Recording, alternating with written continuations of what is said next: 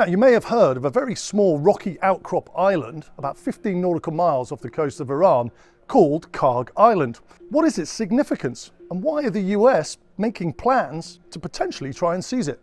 Hi, my name's Mikey K from the BBC's Security Brief, also a former strategic military planner in the British military. So why is Kharg Island so strategically important to the US? Why are the US trying to seize it? Well, this is why. 90% of Iran's export crude oil comes through that island. 90%. And the reason for that is it's effectively a terminal. And the terminal allows very large tankers that can carry up to 85 million gallons of oil to be able to come up to the terminal quite easily and then come back down the Persian Gulf and out of the Straits of Hormuz out to China. China is the main user of Iranian oil. So why else is it important?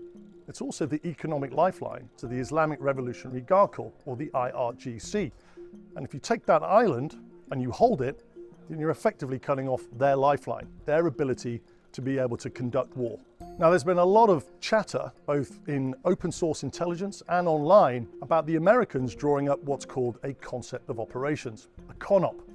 And a CONOP basically means different courses of action or different ways that the Americans could use their military capability to try and seize that island. So how does that work? Well, we all saw the 160th Night Stalkers in Venezuela. That wasn't just about a helicopter assault operation to pick up Maduro. There were a lot more capability and assets involved. You had suppression of enemy air defense. That's aircraft that effectively can look at the radars of anti-aircraft missiles, and basically as soon as the radar turns on, they can launch a missile off the rail to target that air defense system.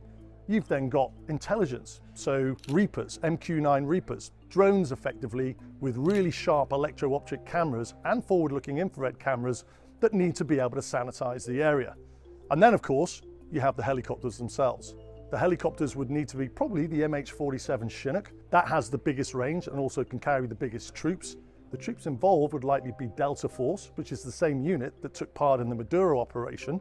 And then you have the MH-60 Black Hawk helicopter. That's more about suppressing enemy fire. It's more about protecting the MH-47s as they take Delta Force and the Special Force operators in to seize the island.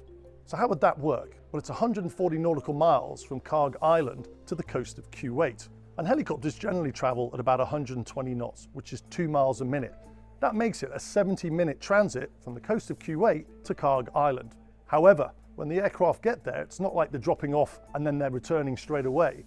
They would have to drop off, and then the MH-60s would likely go into what's called racetracks and orbits. Now, they would be there to lay down suppression of enemy fire in case there was Iranian Guard Corps on the island that were looking to defend it. So all in all, with a 70 nautical mile transit to Kharg Island and a certain amount of loiter time, let's call it 40 minutes, and a 70 nautical mile transit back, that's 3 hours in the air. So we're now looking at refuel options. While there is an airbase, or certainly a runway on the island, there would be fuel at that airbase. But if I'm IRGC and I know the Americans were coming, I would probably contaminate that fuel. So as a US operational commander, I wouldn't trust it. But there is another option. Both these helicopters, the MH-47 and the MH-60, they have the ability to air-to-air refuel. What do the Iranians have that could potentially defend that island? Well, conventionally, they've got ballistic missiles and they've got anti-shipping missiles. But the problem with ballistic missiles is that you don't want to cause collateral damage to the oil export infrastructure on Kharg Island. The Iranians are the masters at asymmetric warfare, asymmetry. So they don't want to destroy things, they want to degrade things. They want to draw this out for as long as possible. And they're using a low cost-benefit ratio. And what that means is that their equipment is very simple and it's mass produced, and they can produce it easily. So in terms of an asymmetric threat, what does Iran have? Well, it's got what's called go-fast. They're fast attack boats, fast attack craft. You might even see 2 people on a jet ski, one of them driving and one of them with a rocket-propelled grenade on the back. The point being is that they're hard to target and there can be lots of them. What else does it have? Well, it's got the Shahed 136 drone. That is ubiquitous. The Iranians are thought to have over 50,000 of these Shahed 136s. Once again, not hard to target as a singleton, but when you put them up in swarms, it can overwhelm air defenses. And then you've got mines. The problem with mines is that the Iranians have a lot of them. They're not particularly sophisticated, but what they do is they cause a massive problem for any US maritime patrol vessels coming into the area. And why is that? Well, because as soon as the Iranians say that they've mined Kharg Island, it's then up to the US to prove that the Iranians haven't. And that takes a lot of time, manpower, and resource. The other thing as well is you've got tidal currents inside the Persian Gulf. So even if the US could clear a certain area of the ocean through mine clearance using mine hunters, the currents will then bring other mines back into that area. So there is actually no way on the map of being able to discern and protect a certain area where US vessels can go through. So does this idea of the US assaulting and seizing Kharg Island bring in other players? Now, we already know that China are providing large cargo aircraft that have been coming into Iran post Operation Midnight Hammer in June 2025.